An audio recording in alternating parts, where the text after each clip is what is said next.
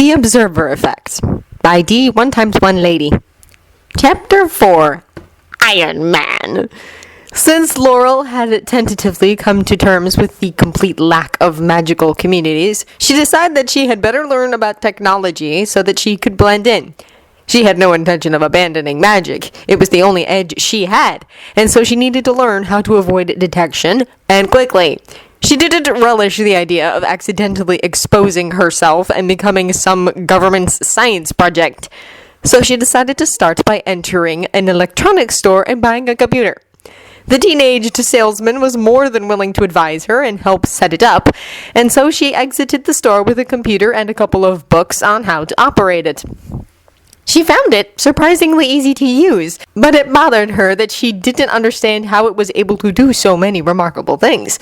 And when she realized that she could type any obscure and random question into her computer search engine and generally get an answer, she decided that if there was magic in this world, that this was it. So much knowledge, so much potential at your fingertips. Machines were amazing. When she discovered Wikipedia, she didn't sleep for nearly 2 nights. Laurel had all kinds of questions. She wanted to know about Muggle weapons, about technology. Could satellites see her? How did police track people? What kind of disease were causing trouble? What was the current political situation? She had been so well insulated in the wizarding world that she had never bothered to find out the important details of her previous dimension. She cursed her former lack of curiosity because now it was very difficult for her to make comparisons. But she set out to make up for lost time, striving to learn what Muggles knew. She had set up camp in a hotel in an upscale area of London, a long tube ride from the regions that had been magical and familiar to her in another life. Laurel knew in her heart that the centaur had told the truth about there being no more magical people, but couldn't bring herself to accept his word for it without more evidence. Because if it was true, then it meant that she was thoroughly alone, cursed to live 1 trillion lifetimes among ephemeral non-magicals. She pondered over what the centaur had meant when he said it was up to her whether she spent eternity alone. Had he been conveying some sort of trite warning about closing herself off from other people? Centaurs were rarely so stale in their speech. It was more likely that he had meant something along the lines of a way to escape her immortality or share it with another. It really was too bad that centaurs only ever said exactly what they intended to say. Once they had said their piece, nothing in heaven or earth could make them utter a word more. In her quest for other magicals, she took side trips. First, she tried to find the Burrow, Malfoy Manor, and every other nearby wizarding location she could think of. And when that failed as expected, she branched out to the continent. She never discovered anything. No Bobatons, no ICW headquarters. It appeared that she truly was the only magical alive. Finally, the freak her relatives had called her all along. Just when she thought she was finally getting the hang of this new world, and had begun to tell herself that the benefits of anonymity and no ministry of magic outweighed her sense of alienation, she saw something on the news that made her reevaluate everything. Laurel had been sitting in a cafe near Hampton Court Bridge, idly watching through the plate glass window as pedestrians rushed about making last-minute Valentine's Day purchases. A flash of red and gold on the large television in the corner stole her attention, and kept it. She watched as a robot executed complicated aerial maneuvers at unbelievably high speeds. Small aircraft, which the newscaster proclaimed belonged to some terrorist group or other in North Africa, zipped around him, firing heavy guns and the occasional missile. The machine fought back, firing blasts of energy from the palms of his hands, and he had a sort of blue crystal embedded in his chest piece. Laurel was riveted. Could this be real? She had thought scenes like this still belonged to the realm of science fiction. She watched the battle take place, silently cheering on the expert flyer in Gryffindor colors. After it took out the last of the planes, the android landed and was suddenly swamped by reporters. The faceplate rose, and the 2 most alive, unfathomable dark eyes she had ever seen stared at her, sparkling with humor and intelligence. She sat back with a soft exhalation. So a man in armor, and not a machine then. Laurel had thought she had caught up with the current technology, but this was something set apart. She had never read about anything remotely as advanced.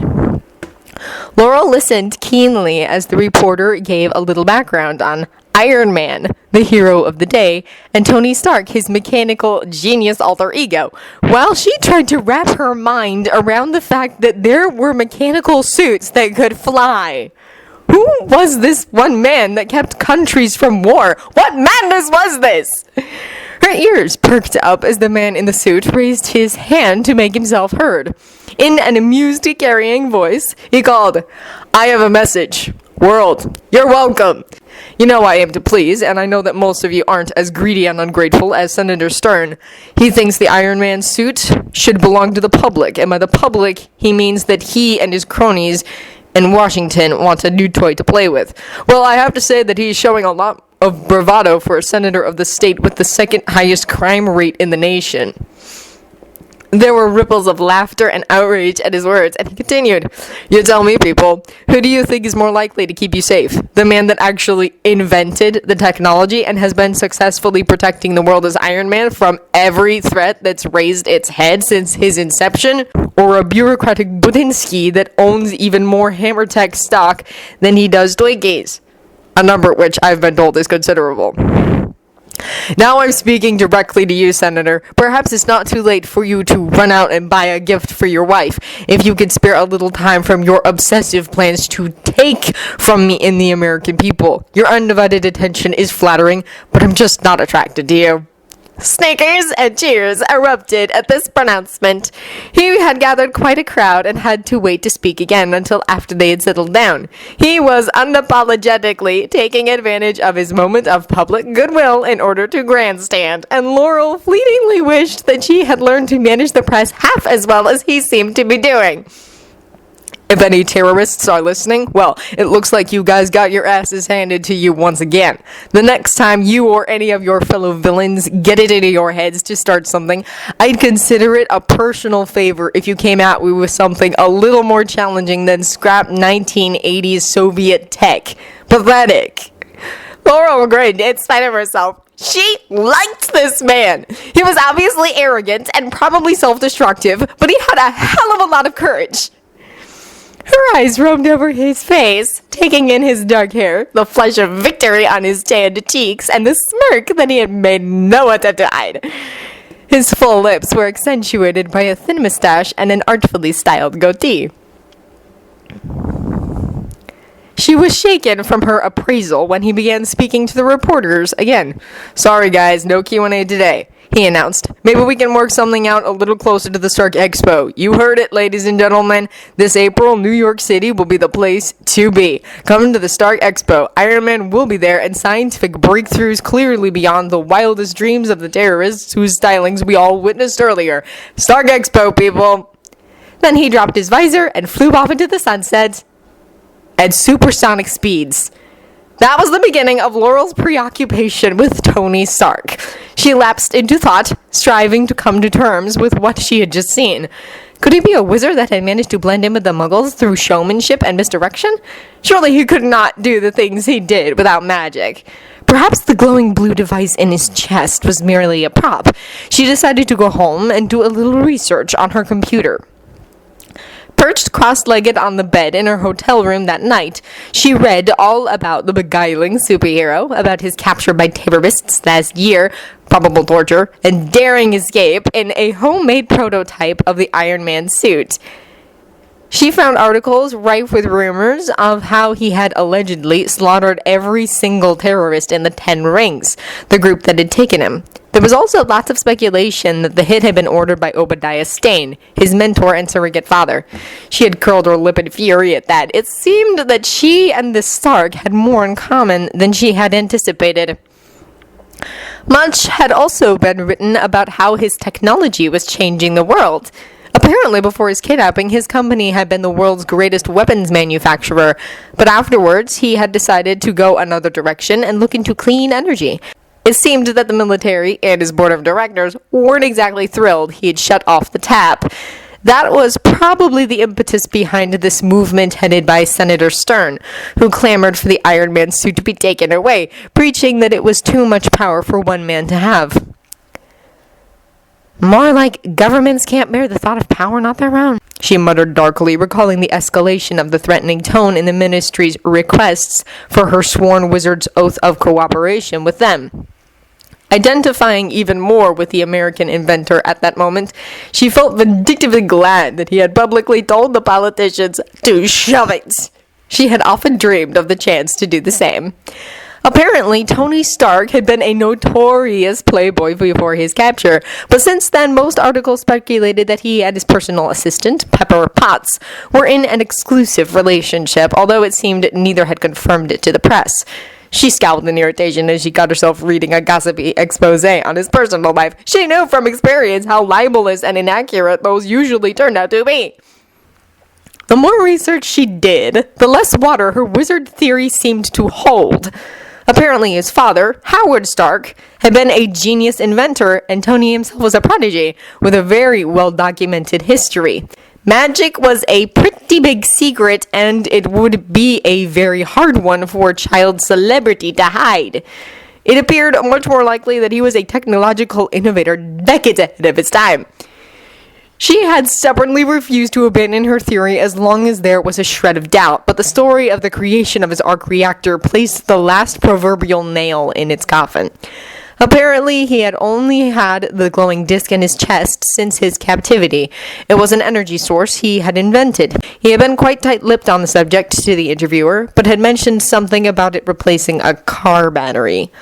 Laurel shivered. She didn't know what that meant, but it greatly unsettled her, and the image of a gaping, ribless hole in the center of his chest, with the leaves of a car battery slithering out of him like chains or tentacles, haunted her long after she fell asleep that night. The next morning, the young witch woke feeling more hope and resolve than she had experienced since she'd arrived in this new world several weeks before. She had decided to pay a visit to this Tony Stark in Malibu, California. Even if he wasn't a wizard, he was changing the world with his technology. She only intended to scope him out and make sure he and his inventions weren't a threat to her, but a part of her wondered idly if he could be a potential ally. With her magic and his genius, who knew what they could achieve? She shook off the idea, sternly telling herself that she couldn't let her loneliness start making decisions for her. As much as she had hated the Ministry of Magic, they might have been onto something with the statute of secrecy. She would have to be mad to expose her magic to muggles. That way led to slavery, labs, and possibly vivisection. Magic was both her greatest asset and greatest liability. The secret weapon can't be coveted or suspected by enemies until it's too late. That afternoon, Laurel checked out of her hotel and considered whether she ought to fly on a Muggle plane or attempt an apparition. It was a ridiculously long distance, and she had never heard of anyone attempting it, but had honestly never felt more exhausted after jumping 500 miles than she had after 1 foot.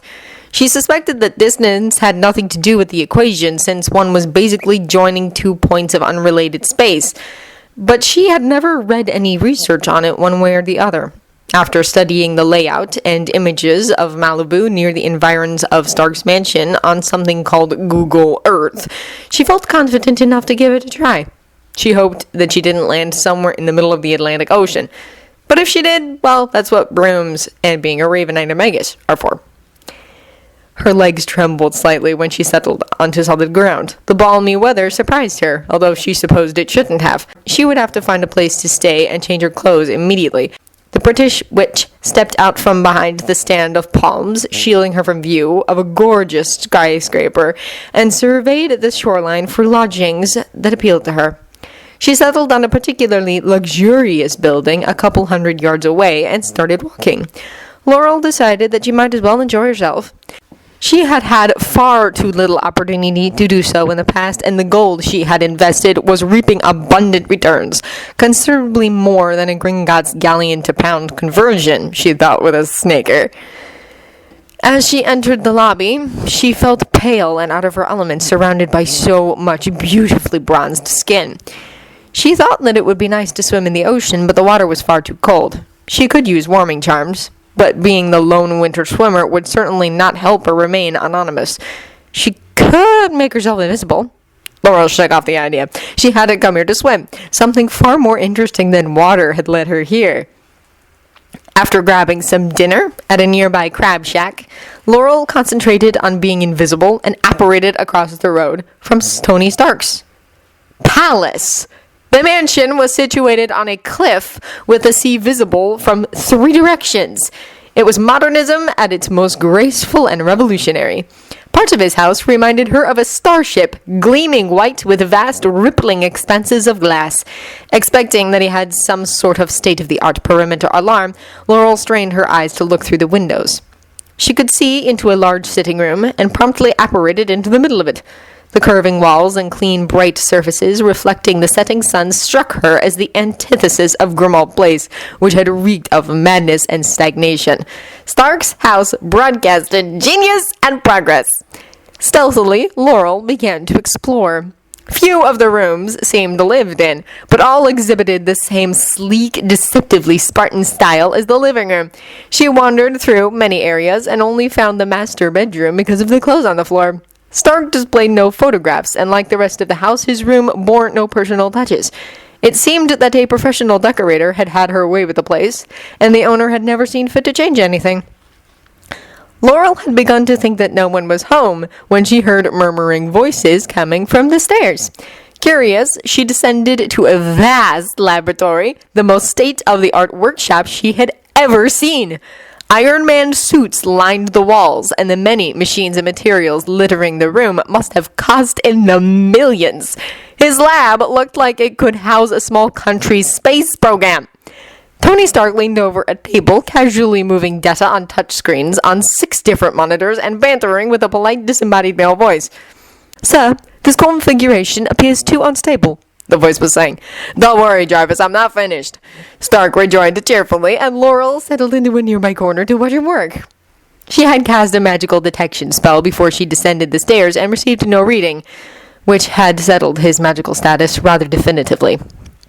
Although, as she watched his brilliant mind at work, it was impossible for her to feel disappointed. It seemed to her that, although she possessed some magic, he was magic. His mind was magical. Just as she was now the only one of her kind, so was he, absolutely unique. As she viewed him do things with metal and fire that she could never have even imagined, she felt as odd as if she had stumbled into Mount Etna and found the god Hephaestus himself at his forge. Stark wasn't what she had expected. In company, he was brilliant and flashy and sharp suits and everything one could expect. But he only adopted that persona a fraction of the time. He spent the vast majority of his days working on his inventions in a near-bactic frenzy. She couldn't help but admire him. He was the Michelangelo of technology. His drive and unparalleled mind fascinated her. She saw that he had no interest in management and public relations. The beautiful red-haired woman in the perfectly tailored clothes was forever having to track him down to sign documents related to his company, which he always seemed reluctant to make time to do. His genius didn't really surprise her. Impress her? Sure. But what she hadn't expected was to find someone so broken. He rarely slept more than a few hours, and she caught herself coming by in the evenings to watch him work more and more often. She should have realized then that she was already too entangled with his life, even if it was only by subconsciously trying to soothe his loneliness. She had long since learned that he had no magic, and wasn't actively working on any projects that could harm her. In fact, more than half the time, she couldn't begin to fathom what he was doing. She had no logical reason to keep coming back, but was drawn inexorably to his lab every evening, and had given up fighting the bull. His presence eased her unacknowledged emptiness. She always brought a book, but rarely concentrated on its pages. He made for far more interesting material. It pleased her to see the spark of creativity in his vibrant brown eyes, and to witness his deft fingers seamlessly dart between touchscreen and blowtorch. Watching him chat with his robots, holding court in his small kingdom filled with marvels he had crafted with his own hands, gave her some measure of contentment. Tony Stark was very vital, his force of personality unmatched. And he was good, genuinely kind, generous, and oddly noble. Laurel saw how guarded he was beneath his brash facade. His humor and devastating wit were formidable weapons indeed, but when he was alone, which was surprisingly often, his expressive dark eyes frequently took on a haunted cast. She sometimes produced small magical distractions to divert him from his black moods, just subtle things like causing a tool to topple off a workbench. He was far too sharp for her to dare anything more obvious. When he worked in the lab, he frequently wore jeans with wife beaters or t-shirts, and her spell-corrected eyes spotted a few faint scars lightening the olive skin in places on his arms. His clever, long-fingered hands sported a few burns, which didn't appear to deter him, because nearly every day she dropped in, she saw him working with either lasers or hot metal. But then, Laurel supposed, there probably wasn't much that could stop a man like him. Stark's sturdy, compact body moved with grace and power. A man that could endure months of torture and then have the sheer audacity to use his captor's tools and materials for his own ends, while strapped to a car battery and filled with shrapnel, must have an absolutely unshakable will. His character, combined with his genius, intellect, and silver tongue, made him the proverbial irresistible force. She laughed fondly as it occurred to her that the terrorists had never really had a chance. He received no visitors besides Pepper Potts, and Laurel had to roll her eyes at the other woman, who merely performed her tasks and then smartly departed. It seemed so obvious to Laurel that Stark wanted her to stick around and spend time with him. He went to great lengths to entice her, teasing and trying to distract her from her business by showing her his creations, but she never seemed more than politely interested. They talked past each other. How could Laurel see his desperation and yet a woman he had known for years be so oblivious? After a few weeks of observing him, she chanced upon Pepper granting him a cold and perfunctory goodbye kiss, and realized that the two had what must be classified as a romantic relationship. But by that point, she had seen enough of the couple's interactions to grasp that Tony was a bit of an afterthought with Pepper. Job and company would always come first, and this knowledge irritated the witch, causing her to feel a little angry and hurt on Stark's behalf. It was beginning to seem like she had more in common with the entrepreneur than she had expected. No one ever put his needs first either. And that might have been when her Gryffindor protective instincts surged up in his defense. It surprised her when she realized that she was no longer content merely to observe him.